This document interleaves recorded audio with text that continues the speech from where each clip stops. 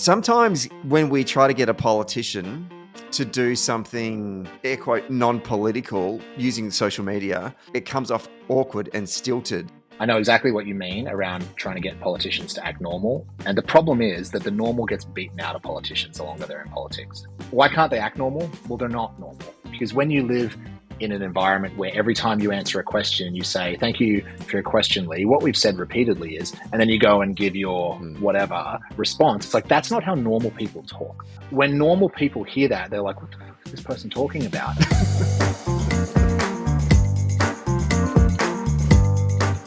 It's safe to say that American politics has been stealing focus in the media lately.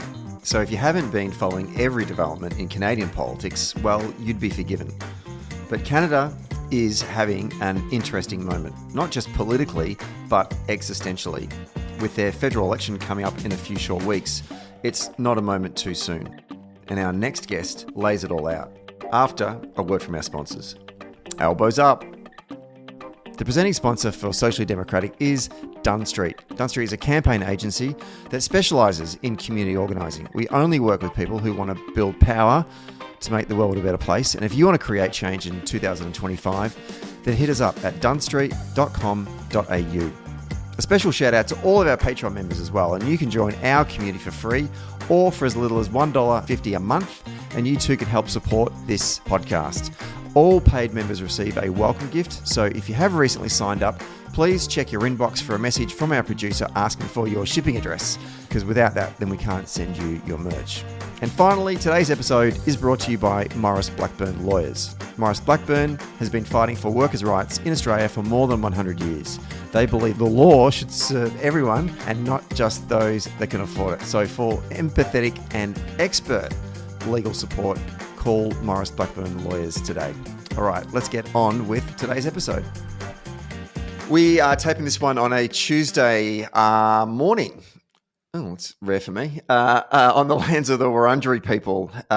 Big week of election announcements. We are obviously going to be doing our first of 6 weekly elections recaps for the Victorian, for the federal campaign. But there's also been a campaign kicking off in our fellow, I guess what we call our sister Commonwealth country. Yeah. I feel Sister, like, I think. Yeah. I feel like Canadians are like, the Australians of the North. And to help me preview the Canadian election, I'm joined by someone who's been on the show plenty of times before. You know him. He's a digital campaign consultant to the Australian Labor movement, worked on a bunch of Labor Party campaigns over the last couple of years, and also has worked on a bunch of progressive campaigns in Canada. Jack Milroy, welcome back to Socially Democratic. Yeah, it's great to be back. Talk about my favourite subject, Canadian politics. It's very exciting. Yeah, exactly. Finally, my time has come. Yeah, indeed. Well, actually, I should also say that you are a Dunn Street United States Engagement Mission alumni member as well. You were on the program last year. I was. It was a great time. And if folks are interested, I don't know if it's still open for this year or think about next year. Definitely worthwhile. Absolutely, there are still some spots, so you should send us a message if you're interested in jumping on the program. It's in October later this year, which in itself, who knows what will be going on in America come October, because it changes daily.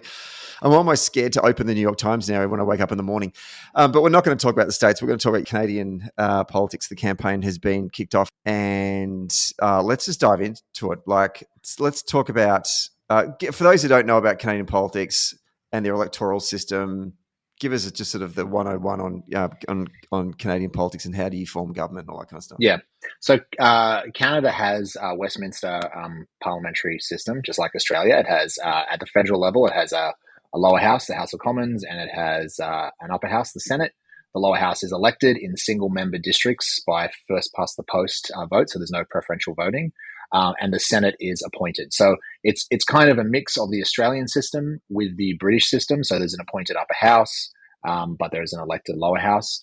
The difference in the lower house compared to Australia being that first past the post means that you just tally up all the votes. Everyone gets puts a 1 on their ballot, and whoever gets the most votes, even if it is not a majority, will win that seat. The same as the UK system. Come to think about it. Yeah, right. And the magic number to form government in the House of Commons is 172, I believe. It's a larger parliament than we have in Australia, which I know is something that we've talked about a lot in Australia, is expanding the size of our parliament. Difficult to do, of course, with the constitution, but bigger parliament, more MPs, less party discipline in terms of really strict adherence to party lines. You get more backbenchers speaking out, much more again like the UK system. I think it provides more colour and movement. There's more ideological perspectives represented in the Canadian Parliament, and there's always interesting fights and alliances and stuff kind of going on in Canadian politics.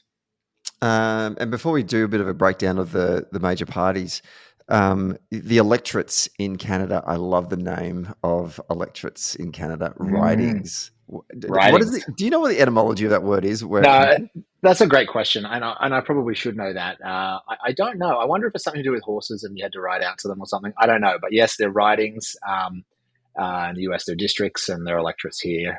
Yeah. How many roughly constituents would be in a riding? I believe they are bigger than our federal electorates. They're pretty diverse in their size. Canada obviously is a massive landmass, much like Australia, but I think unlike Australia, more people do live distributed across the landmass in Canada. So there are some pretty massive ridings. But look, I think anywhere, above 100,000, probably not as large as US congressional districts, but there are some pretty big ones. Yeah, that's massive. All right, let's do a breakdown of the major parties. We've got the now. This is going to be funny for all of us because for anyone in Australia that has a passing interest in Canadian politics, we're always working out what team we want to cheer for because there are two centre-left parties in Canadian politics. I might get you to do a bit of a breakdown between the two of them in a minute. But so there's the Liberals, the Conservatives, the NDP or the New Democratic Party, and Bloc Québécois. Starting with the Liberals, tell us a bit about who are the Liberals, what do they stand for, who's their leader, all that kind of stuff. Yeah, the Liberals are I would say, the establishment centre-left to centrist party in Canadian politics. They've been around for a very long time. They've formed government for, I believe, most of Canada's history, more than 50% of the time. They come out of the Liberal tradition, much more like the Liberal Party in the UK. They don't come out of a worker or union kind of milieu. But that said, much like the Democrats in the US, over time they have moved to the left, certainly on social issues, but particularly in the last 10 years under Justin Trudeau on economic issues and the role of government in the economy and in society. So they are a broadly kind of, you might think of them as kind of Blairite or might even say Keatingite party these days.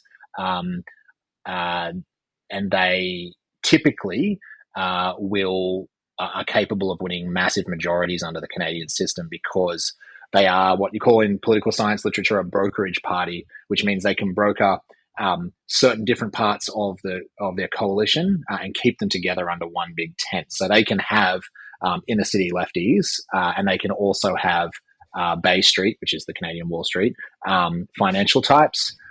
They can have some of Canada's booming ethnic communities in the outer suburbs of Toronto, Vancouver, and Calgary, and they can keep them all together. It's no real mean feat.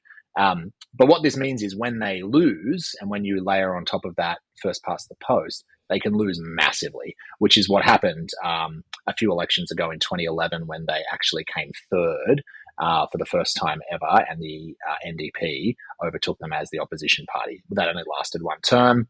Before too long, they were in a crushing majority position again under Justin Trudeau in 2015. And we'll talk about this soon, I'm sure. Until really recently, like a couple of months ago, they were looking at a massive wipeout, a complete wipeout.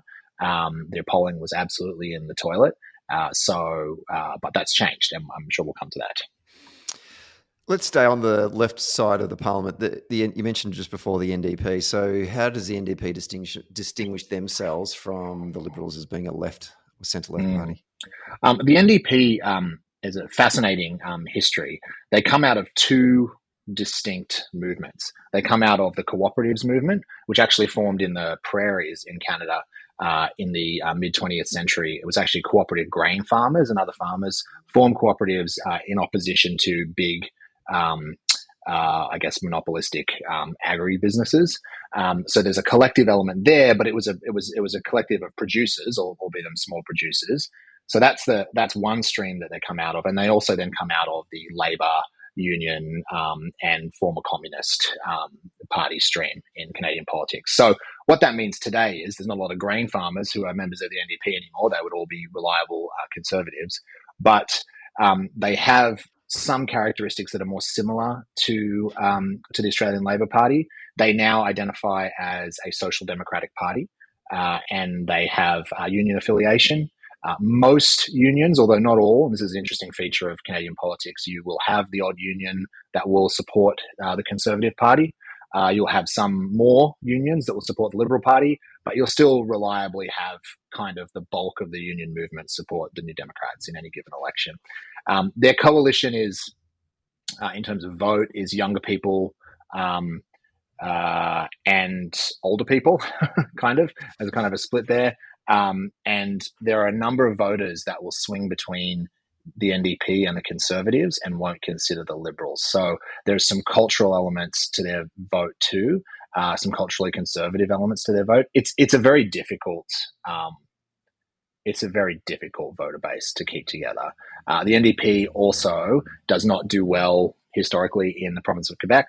And that means, Quebec being 1/3 of the country, that means it's very, very hard for them to ever get, a big swag of seats without winning seats in Quebec. So that's one key element to thinking about the NDP, is that the Liberals always competitive in Quebec, Conservatives somewhat, and then the Bloc Québécois, which is the Quebec Nationalist Party, are very competitive in Quebec. The NDP not so. It's always a bit awkward because both the NDP and the Liberals are affiliated to Global Progress, which is sort of the international fraternity for social democratic and Labor parties around the world, in which the Labor Party in Australia and the Labor Party in New Zealand and SPD and all the SocDems in Europe are members of. And if you ever go to any of these international kind of meetings, and if both there's a social element to it as well. Obviously, we all go for dinner and beers afterwards. It's always a bit weird if both the NDP and the Liberals send someone. It's like, I don't know which one to talk to. Well, and they, typically the hate between the Liberals and the NDP is, the hate from the NDP towards the Liberals is strong. The Liberals would say, I don't think about you at all. But that's definitely a tension. Absolutely. And there's another wrinkle to it too, which is that, obviously at the federal level, the NDP has never formed government. They're not a party of government at the federal level. Some might call them a protest party. You might more charitably call them a leverage party. They supported the Trudeau government in this last term of parliament in his minority government, and were able to put through some really great reforms, like a national pharmacare program, which is kind of similar to our PBS, which didn't exist before. So they were able to leverage their numbers really well there. But at the provincial level, certainly in the West, the NDP is a party of government. They currently form government in the province of British Columbia, and I worked on the campaign where the NDP won that back in 2017, and they're still in power now. And in the province of Manitoba, which is in the prairies, they're currently in government as well. But the character of provincial New Democratic parties is different to the federal New Democratic Party, even though technically everyone's a member of the same party. They tend to govern more like you might expect a Liberal Party to govern at a federal level provincially. So there is some disconnect between the positions taken and the general vibe of the NDP federally and their kind of general vibe provincially, where they are a serious party of government and they need to kind of act as such. Yeah, that's interesting. Let's look at the other side and start with the Conservatives.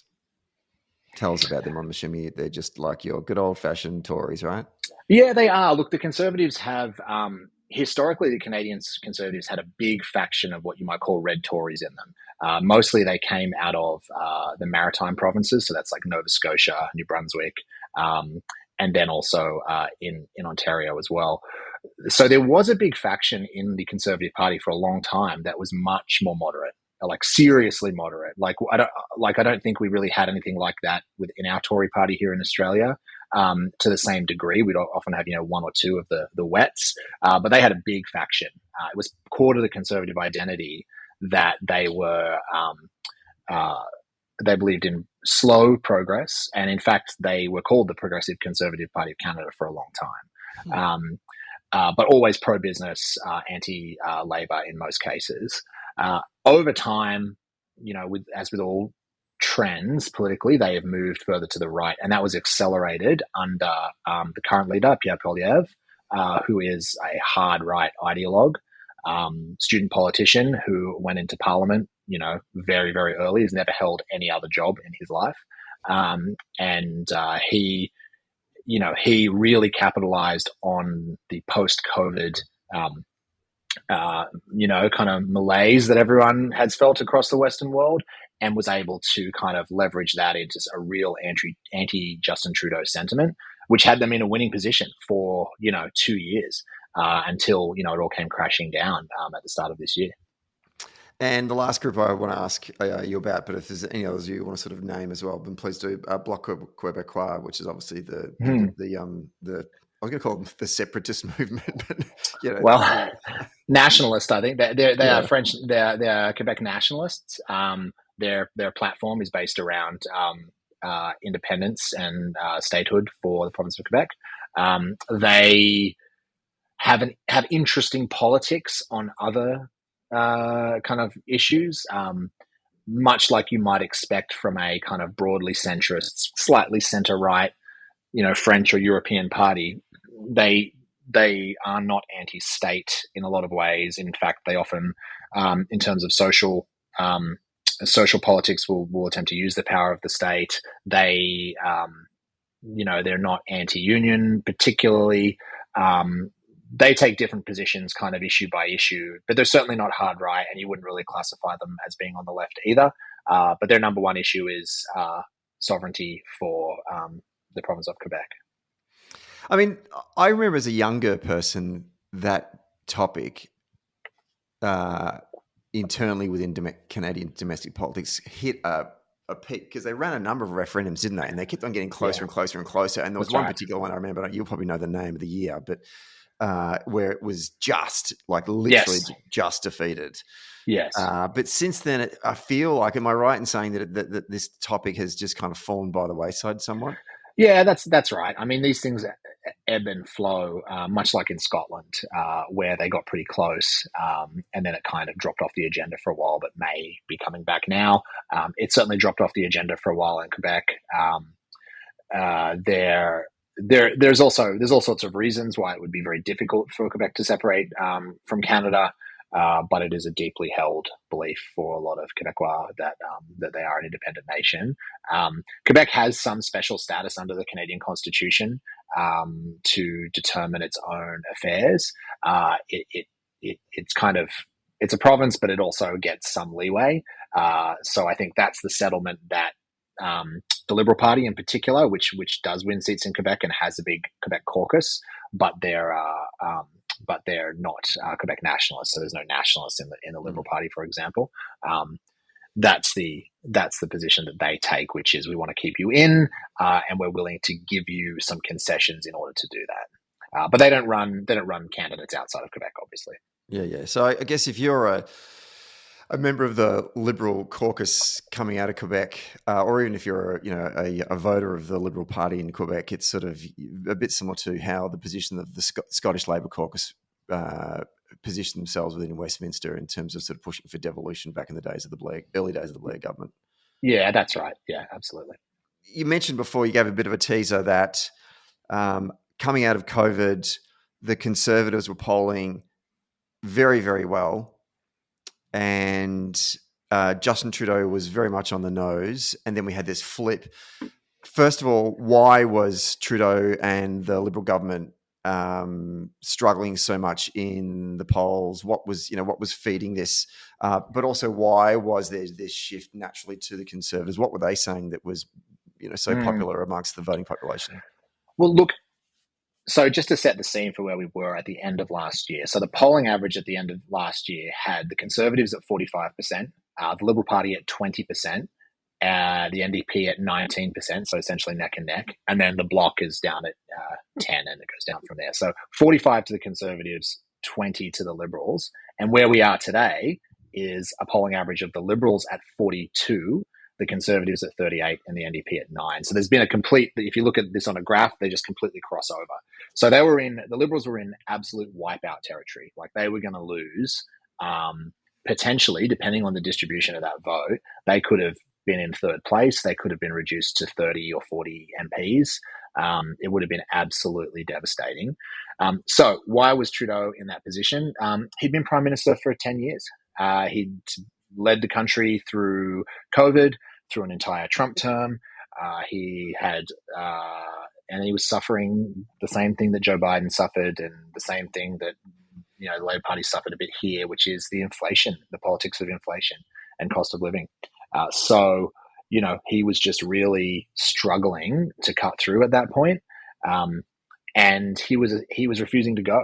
And he basically was deposed by his deputy prime minister and finance minister, Chrystia Freeland, who essentially led a rebellion when she resigned from cabinet that, over the Canadian winter of last year, so December into January, led to his resignation and a leadership contest.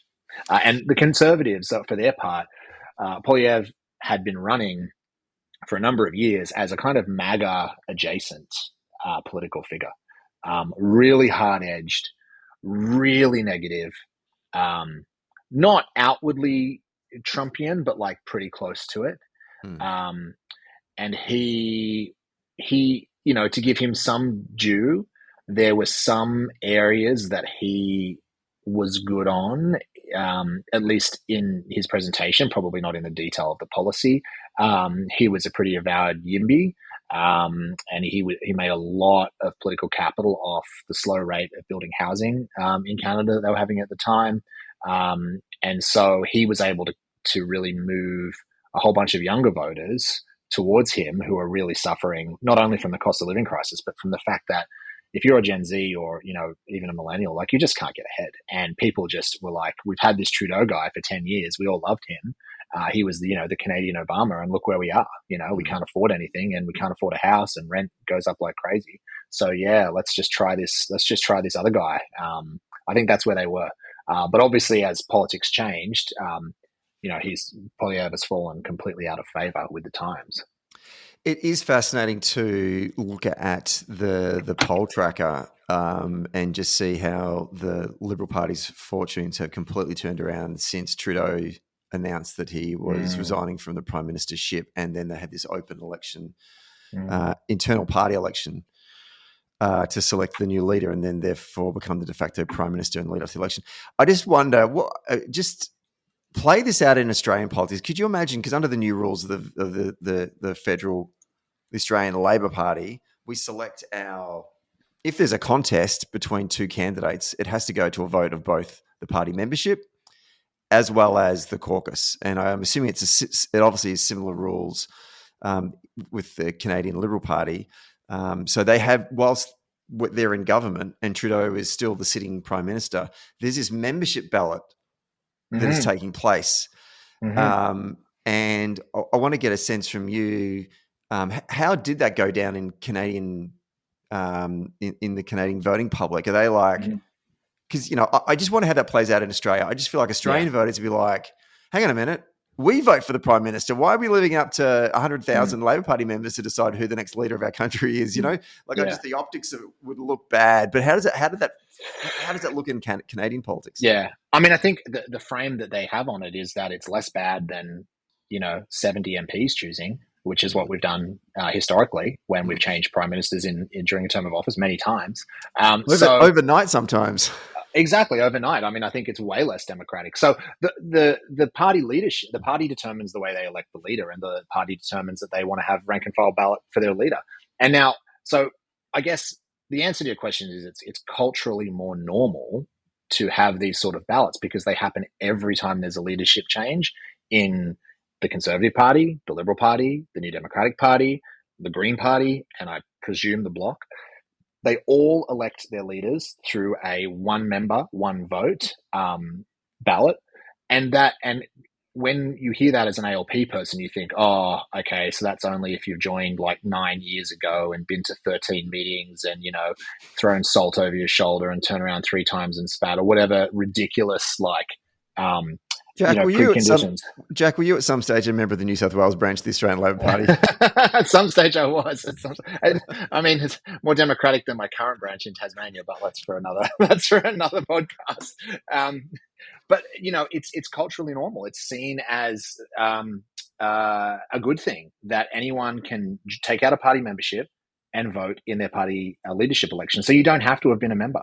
You can join during the party leadership period. There's a cutoff, I think, maybe 2 weeks before the ballot or before the close of the ballot, because it's a postal ballot return.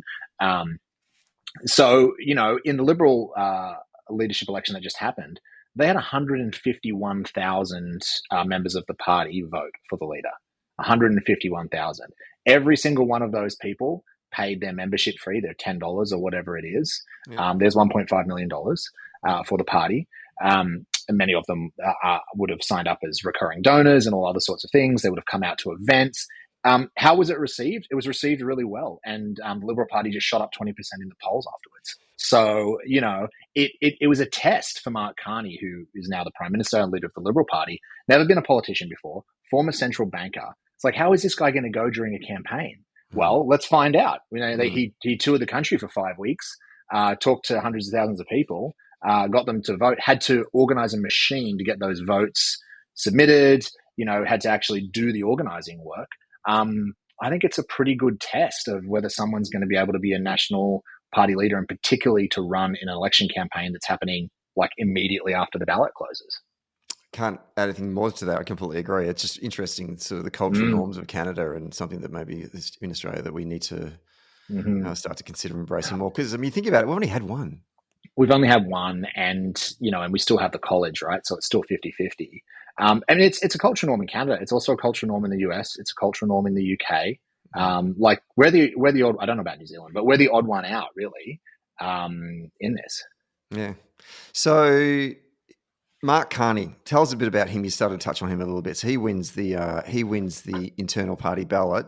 Why does he win? Because initially I saw more media about the deputy. Obviously, she got a lot of media because of this moment she created by withdrawing from the cabinet, resigning from the cabinet in protest. But why did he win in the end? He won in the end for two reasons. One, the Trudeau machine united around Carney. So Justin Trudeau has a very effective political machine, political organization that won him the leadership back in 2013, before he became Prime Minister, obviously. And they're very good at what they do, and they've won multiple elections, and a lot of that machine went to Carney. Chrystia Freeland, I think, would be absolutely right to feel extremely pissed that she did what no one else would do in the caucus, and essentially take down a prime minister who was going to lead them to electoral oblivion, and then she was not rewarded in any way by the party rank and file. So I have sympathy for that for sure. But ultimately, she wasn't a particularly effective campaigner in that campaign. And this is why these campaigns are so great. Like, you get a sense of how someone will perform in an election because they're kind of put through one. And she's a fantastic operator, fantastic minister, led the negotiations in the first Trump term around the trade deal that was signed back then. She's still in cabinet now and will be a senior member of Carney's cabinet if he's reelected. But wasn't able to really break through and excite people to get her elected. Carney himself, like I mentioned, former central banker. When he burst on, there's been a lot of rumors about Mark Carney for many years about him coming into Trudeau's cabinet in a senior role, particularly as finance minister, which is what they call the treasurer. He was also Trudeau was actually trying to recruit him to take Chrystia Freeland's job as finance minister in the last year. So not a lot of, there was a bit of bad blood there, I'm sure. And he held off and ultimately held off, I guess, until the right time. I mean, I wouldn't have expected a central banker to be able to do what he has done. And I think there's a lesson there, right, which is that sometimes we give too much credit to politics as a career or as a vocation. And sometimes the skills that you need are not necessarily the skills you develop over 20 or 30 years in politics and in parliament. Sometimes it takes someone who's a bit of an outsider. Now, of course, Mark Carney was the governor of the Bank of Canada, then the governor of the Bank of England. He is not an outsider in the political, in the, the political and financial system, but he was an outsider to party electoral politics. But just as a side note, could you imagine like Philip Lowe um, uh, running to be like leader of the Labor Party and getting 150,000 Australians to like come out on the streets and chant his name? It's kind of hilarious, isn't it? Yeah. Look, and the two things that I've seen in the media of the new Prime Minister, Carney, has been the speech that he gave in front of the Maple Leaf flags after Trump, jacked up the tariffs and basically called into question this historic friendship and alliance between these two North American nations. So a seminal moment and a test for him as the leader of his nation heading into this election campaign. And I thought, and I want to get your reflections on that address that he made. And I thought that was a great test, and I thought he came through with flying colours. And then the other one is that Liberal Party ad, and David Feeney and I spoke about it the other week in the podcast, and we put the link into the show notes, is the little ad vignette Instagram reel that he did with comedian and actor Mike Myers, both in Canadian hockey jerseys standing at an ice rink, where Mike Myers questions him, you've been living away from Canada for a while. He says to Mike Myers, are you really a Canadian? Yeah. And tests him. Yeah, exactly. What are the 2 seasons in Toronto, winter and construction? But you, and I really want to get your reflections on this as well, Jack, because of your actual experience in digital campaigning. Sometimes when we try to get a politician to do something not air quote non-political communication in using social media, we're asking them to not use their normal voice and to be funny, or basically we're asking them to act, and it comes off awkward and stilted, like a Nick Cage film. And what we saw with Carney was I think he was being himself, and he landed it. It was funny, it was sharp, and I was like, wow, this guy's good, Yeah. He was just being himself, but it just got a message across about, I am here to fight for Canada. And it was well written and well conceived and well produced. And I just, I was really impressed by that. I just want to get your reflections on what you've seen of Carney. Yeah. I thought that ad was great, and they've all that reel was great, and they've got more of it that keeps coming out. So they obviously filmed a bunch of it. They filmed him on the ice as well. They filmed a few different parts of it. I think that there's a few things that make what you're saying correct, and one is that I know exactly what you mean around trying to get politicians to act normal, and the problem is that the normal gets beaten out of politicians the longer they're in politics. So why can't they act normal? Well, they're not normal.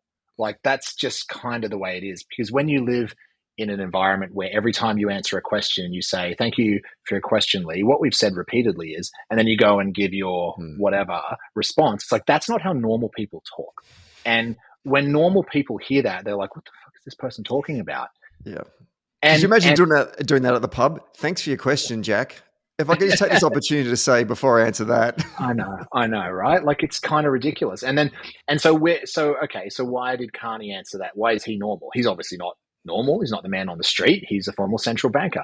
But when you're in those rooms and you're a central banker and you're being asked by the members of your board or the business community or labor leaders, hey, what are we doing about inflation? Why have you made this decision? You have to answer the question. Like, you can't not answer the question anymore.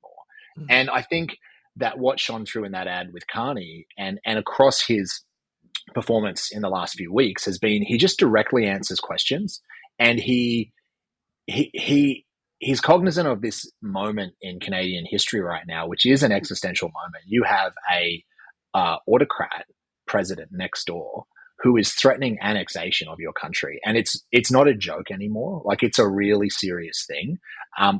this is blown way past the tariffs and the economic threat. Like we're talking, like people are talking about annexation and they're concerned about it and worried about it. Look, do I think it's the most likely thing to happen? No, but it's still a thing that's been thrown out there that's never been thrown out there before. So there's a level of seriousness and it applies to this election generally. And I think this is where Poilievre is falling down because he's not rising to this moment, and Carney has. And I'll say Trudeau did too in the last few months in office when his popularity shot up because of how he confronted Trump and the threat.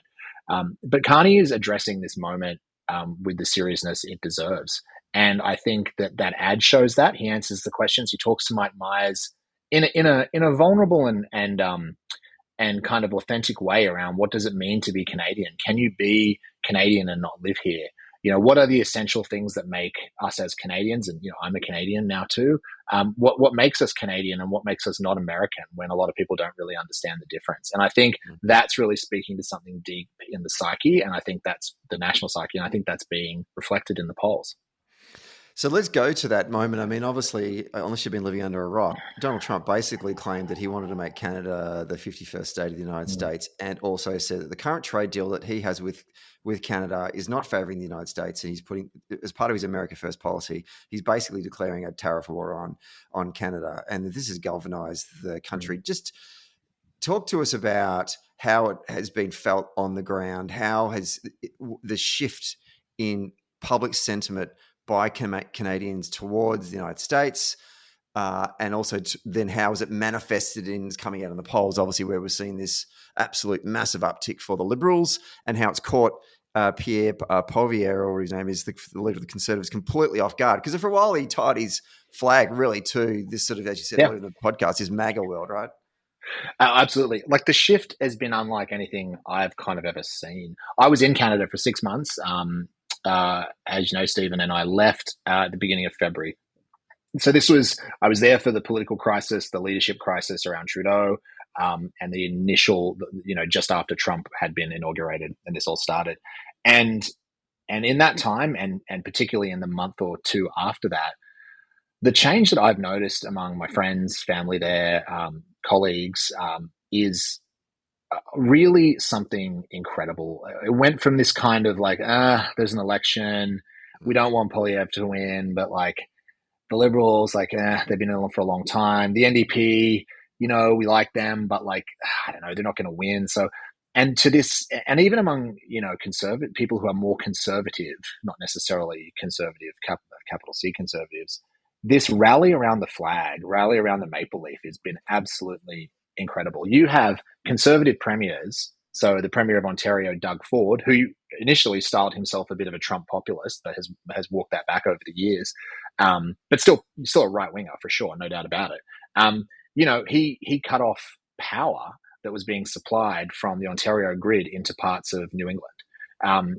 Premiers across the country removed all American liquor and alcohol products from the stores, from liquor stores in their provinces. Like, this is a serious thing, and people are taking it really seriously. And I think politically that's been reflected, and the Liberal Party is always well positioned to take advantage of that, because the unique thing about Canada is, unlike a lot of other countries, it's actually their centre-left party that is synonymous with national identity in Canada. I guess this was probably true in parts in some Nordic countries. So for the Social Democrats in Sweden, for example, over a number of years, or probably less so now, the Liberal Party is kind of synonymous with the red, the white, and the maple leaf in Canada. And they were so well positioned for this moment to speak to national unity, and to speak to kind of the Canadian identity, that I think once they were able to rip that Band-Aid off and replace Trudeau, who a lot of people had just turned against, and give them anyone else, people were ready to jump back into the Liberal fold. And I think that's what's happened. So, I mean, with this, is this going to be the topic that will dominate the election all the way up until the election?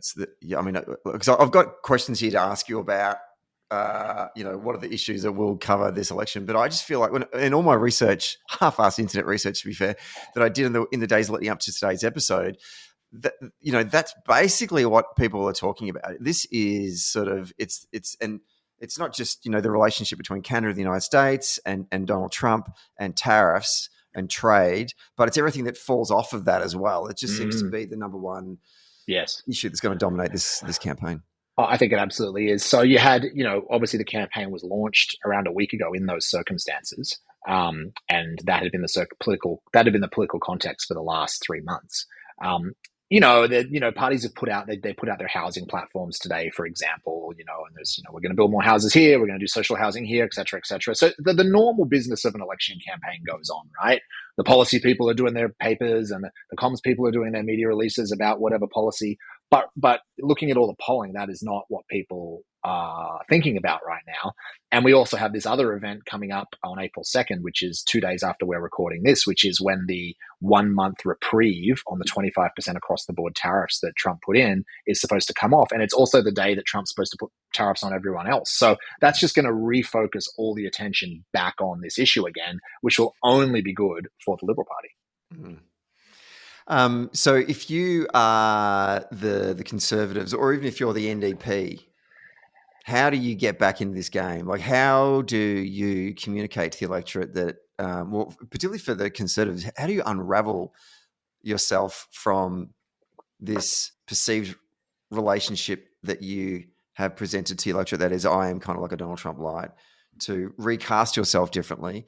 But also, if you're the NDP, how do you perceived to be relevant in an election where there's no more a protest? It's actually if you're the Liberals, you're like, this is a national unity ticket, go with the strength, vote red and white.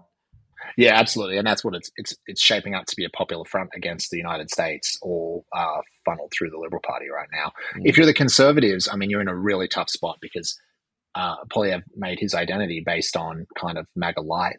It's very hard to walk that back now. And you still have key members of the Conservative coalition, particularly in the West. Alberta Premier Danielle Smith was at Mar-a-Lago, I believe, last week. She's ruled out cutting off oil exports into the US because, so there are still people there who, in his coalition, who are not there for turning on Trump. So he needs to turn on Trump. And he has made statements to that effect. He's opposed the tariffs and all of that. He has. But he somehow needs to create that distance, and he needs to refocus the election on essentially cost of living for Canadians and the inflation crisis. But that's going to be very, very hard to do because the inflation crisis seemed like the biggest thing in people's lives until all of a sudden there was 25% across the board tariffs, and people are worried about, their kids having to go stand guard at the border. So, it's very hard to refocus people's attention back on that. So, I mean, that's what he needs to do, though. He needs to try to wrench this away from a US focus, from the focus on the tariffs. That's his challenge. Jagmeet Singh, who's the leader of the federal New Democrats, they're currently polling in wipeout territory. They're down to 9% in the polling average right now, which is down from 20 a few months ago. Massive amounts of their coalition has left for the Liberals. This is not an uncommon thing. This does happen a lot among the left-leaning portion of their base.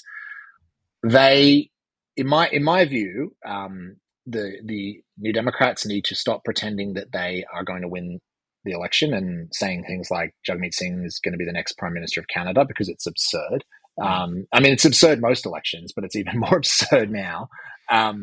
And I think what they need to say is, we've done great things as the minority partner to the previous Liberal government. We brought in all of these social programs. We've delivered really great progressive reforms that wouldn't have happened without us. And send us back, and we will make sure Mark Carney, the central banker, doesn't take the Liberal Party back to the right. That's what they need to say. Now, a message is one thing, but getting attention is the hardest thing in politics, and the most important thing is attention, right? We talked about Ezra Klein off air, this whole theory of attention being the most important theory you can have in politics. It's going to be really hard for the NDP to break through right now when people don't see them as a credible party of government. So it's like, well, what are we talking about here? Let's not risk the Conservatives. I'm just voting Liberal. I don't want to accidentally split the vote in my riding and have the Conservatives come up the middle. I'm going to be really careful and vote Liberal. So I think this is going to be a really, really tough election for them. Jagmeet Singh is also on his third election as leader.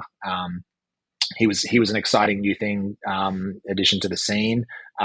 Probably less so now, as anyone is after 10 years. So the challenge is to position themselves as part of the Team Canada. But, a lot of people in their coalition don't like that sort of language. A lot of people on the left, and it's the same in Australia, don't like nationalist language. But most of Canada right now is pretty happy with it. Does Carney need to differ himself from Trudeau? Apparently not. Apparently, Yeah. whatever he's doing is crushing. Because it's interesting to see that obviously Trudeau was on the nose, created a situation in which the party panicked, made a decision to dump him. He goes, then the Trump thing happens with the tariffs. Trudeau steps back in, even though he knows he's going, but he's still basically a sort of lame duck prime minister, and then acts like a leader and seeks to unite the country against old bum nuts from Washington. And in doing so, to your remarks, his popularity rises again, and then hands the baton over. Like normally when you do that, right? Normally when you hand over as an unpopular leader to a new person, the new person, as we saw with Harris, right, and Biden, she struggled awkwardly with this kind of like, I don't want to walk away from the reforms of what the Democrats had done in the last 4 years under the Biden administration, but at the same time, people aren't happy with Joe Biden. How do I do this? Does Carney not even have to worry about that? He actually has. I probably spoke too soon. He actually has done two big things. He's killed their carbon tax. There was a consumer carbon tax, which was, I believe, if I cast my mind back through the carbon wars of Australian history, might be like the original carbon tax that the CPRS. I don't know. It's not like the one where they just tax businesses. It was a consumer carbon tax. Yep. He killed that on his first day. The Liberals were also bringing in, under Trudeau, an increase to capital gains tax. Great progressive policy, really good policy. But in order to create distance, Carney killed that as well. So those were the two marquee things that he did, which are not, in my view, great policy moves. If you're someone on the left or a social democrat, they're not great. But that seems to have been enough for him to stem the bleeding and have people just move on from the Trudeau years. Like it really has cauterized those wounds to a remarkable degree. There was an article I read in the National Observer, which is you recommended it to me, the publication, and actually, great. I really enjoyed reading it. Actually, so I wish we had something like that in Australia. Yeah, they do have good. They have some good independent media there. That's not like weird. But there was one titled "Abundance Liberalism Has Arrived," and it's talking. It says in the article that Carney has distanced himself from the previous Trudeau government and captured the broader progressive zeitgeist. And it goes in to talk about Ezra Klein, who you mentioned before, and Derek Thompson's book Abundance. And so basically it's suggesting that there's this sort of blueprint for a progressive revival. It's about the freedom. This is a quote I'm saying here. It's about the freedom to build in an age of blocking, the freedom to move and live where you want in an age of a stuck working class, the freedom from curable diseases that come from scientific breakthroughs. And Trump has defined his second term as by demolition and deprivation. America can instead choose abundance. But what they're saying here is that Carney is sort of embracing this idea of, I guess, what we in Australia would call industry policy, investing in upgrading highways and super fast trains and better schools and hospitals and creating more jobs and sort of trying to modernize Canada through industry policy, which is, I think something that if you were to regard the Labor Party as a part of this social democratic community around the world, at a state level anyway, has been very successful electorally. Not just, I'm not talking about it Victoria as well, I think it's happened in all of our states, is that state governments have gone, we're going to use taxpayer money to invest in infrastructure to fix things so voters can see the meaningful benefits around their community. Their tax dollars going to be spent on things that will make their lives easier. And now it's become this new thing in North America. What's your reflections on that? Yeah, look, I'm a big fan of the abundance agenda, but I think the other side of it, other than the pure industry policy, pure investment side, is, and this is what gets people on the left riled up sometimes, is the removal of overburdensome regulation. So particularly, and the case that's always made is California and environmental review. Now, before people start yelling at me. Like I am not saying that we do not need to protect the environment in what we build, but we generally across the Western world have created a system where people can essentially sue or intervene in processes to slow down developments over a number of years that makes them so cost ineffective to do that they end up being cancelled. And I don't mean that in the social sense. I mean, like literally, the development doesn't go ahead, and that is often used by NIMBYs to oppose housing. Oh, we want to stop it because of this. There's a shadow thing. Oh, we get past that. Oh, actually, it's an issue with the water flow here, and there's always something else. And so the abundance agenda is let's make more available for people, but let's also let government be effective in the way that government is able to build things. You know, government shouldn't take years and years and years to build a train line. It didn't used to take that long. And we are kind of at a crisis point. And this goes for renewable energy too, right? And this is probably the two biggest themes of Ezra and Derek Thompson's book are renewable energy and housing.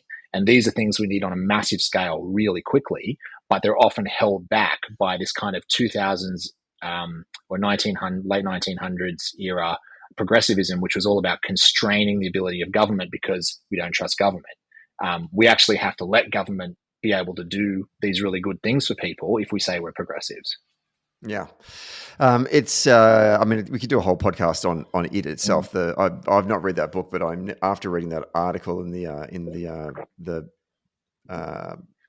National Observer, I will be reading it, and it's called Abundance. And it's by Ezra Klein. You should read it. Like I've read a piece years ago about how long it took for New York City Metropolitan Subway to build that new train line that basically is like 5 stations. It runs north, south, up and down Manhattan. An absolute disaster because of all the environmental protections, but so many other regulatory barriers that were in the way just to build a freaking tunnel underneath the city, for God's sake. And it's like California's been held up as well as a bit of a disaster case too. And these are the high-speed rail. Oh, I know. I read about that the other day. It's crazy. Anyway, and these are 2 liberal states. These are 2 blue states, and it's something that we're going to be careful of in Australia, because if we let the NIMBYs take control of develop, because I mean, development's not a dirty word. Development, no. I'm not in the pocket of developers or anything, but developers still build homes for people to live in. And we have regulations to make sure that those homes are big enough for them to live in, and they're not, shoe boxes and all of that kind of stuff. But at the same time, we still need the homes to be built, because we have a housing crisis right now, and people need homes. Oh, we have a housing crisis and a climate crisis, and we can choose a process that allows everyone to be consulted all the time and have input, or we can choose abundant renewable energy and housing. There's no perfect solution to the problems we've got ourselves into, but if we're going to get out of them, we got to do some stuff pretty quickly. The last question before we wrap up is just talk about the sophistication of a political campaign in Canada. You've actually got actual lived experience of working on the ground in Canada in terms of campaigns. What are we expecting in terms of the kind of money that's going to be spent on this campaign at a national level or a local riding level? Where are the resources going to be allocated? What does a Canadian political campaign look like, and how does it sort of compare to what we're used to here in Australia? Yeah, so the first thing is probably the political financing scheme is an important place to start. In Canada, only individuals are allowed to donate to political parties, and there are caps on those donations at like $2,200 or something like that. Businesses cannot donate to political parties. Trade unions cannot donate to political parties. Only actual people can. So that's the first thing. The second thing then is when you get to an election campaign, there are strict spending limits. Those spending limits apply nationally and at the riding level.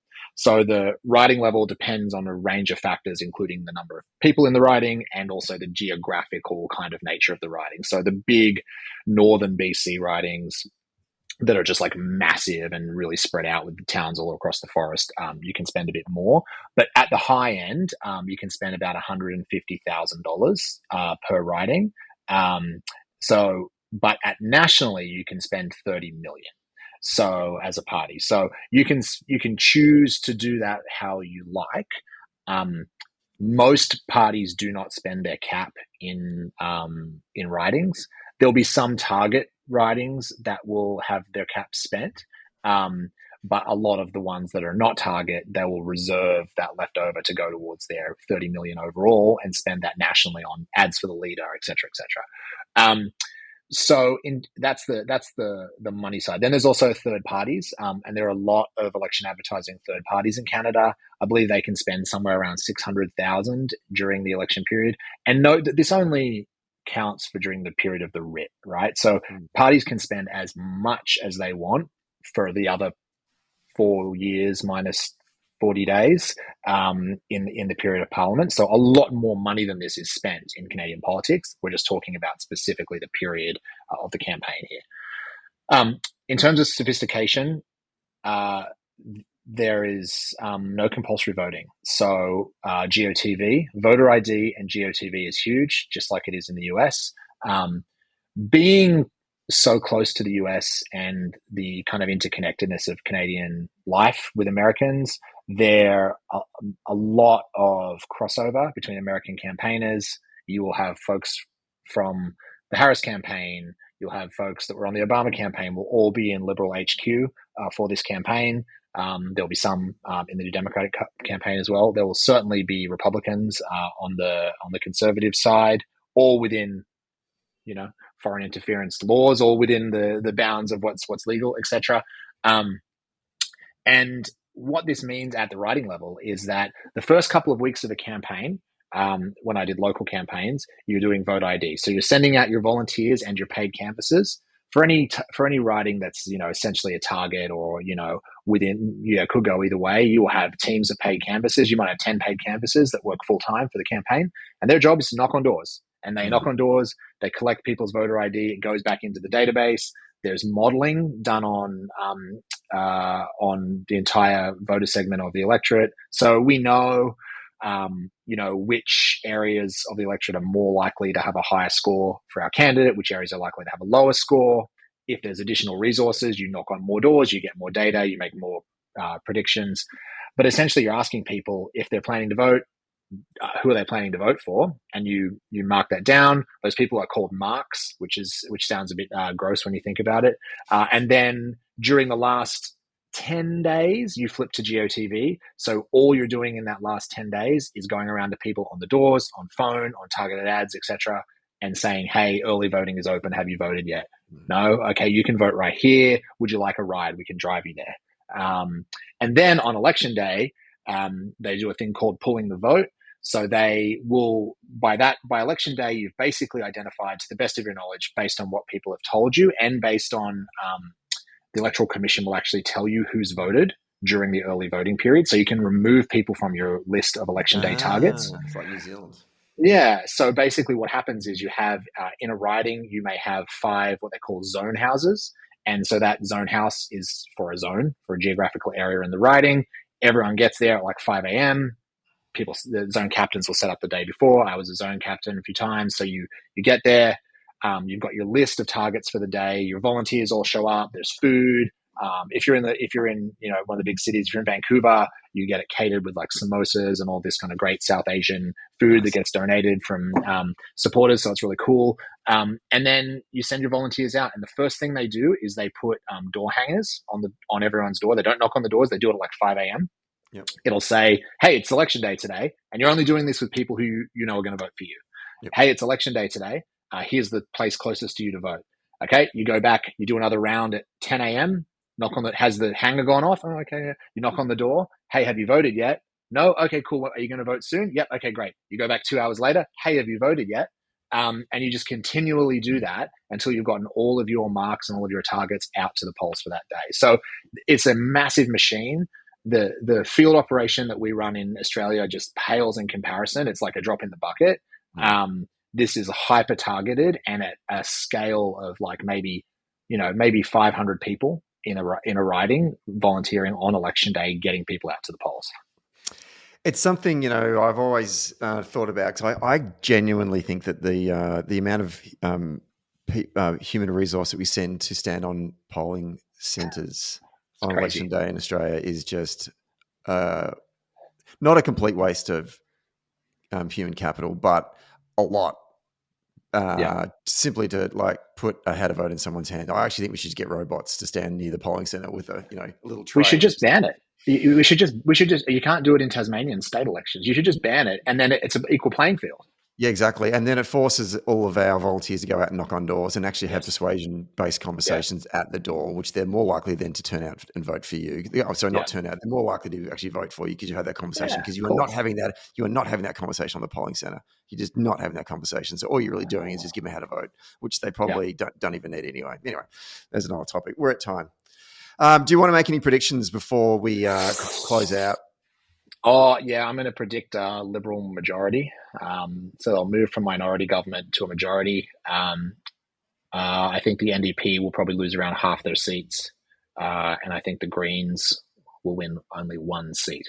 That's my prediction.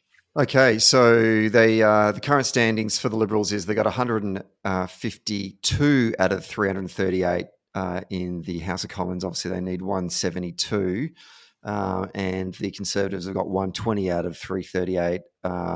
Bloc Quebecois has got 33 out of 338, and the NDP got 24. So you think that the NDP will drop a fair few out of that 24, and they'll funnel through to the Liberals? Absolutely, the Liberals. Yeah, right. Giving them 172 and giving them government. Interesting. Jack, once again, thank you so much for coming on the show today. I really appreciate your insights. It's been fascinating. We'll look forward to having you back on later this month when we do our Monster Path to 72 election episode. Those that remember in the last election, federal election, we got someone from each state to come on and just talk about what the battleground states are. Sorry, what the battleground seats are in those particular states. Obviously, we'll get Jack on to talk about Tasmania. Yep. So looking forward to talking to you then. Otherwise, keep up the good work and be safe. All right. Thanks. Thanks for listening to this episode of Socially Democratic. Like the podcast? Hit the follow or subscribe button and be sure to leave a review on Apple Podcast or Podchaser, and get all the latest updates on Socially Democratic by following us on YouTube, Facebook, Instagram, Twitter, Blue Sky, and LinkedIn. See you next Friday.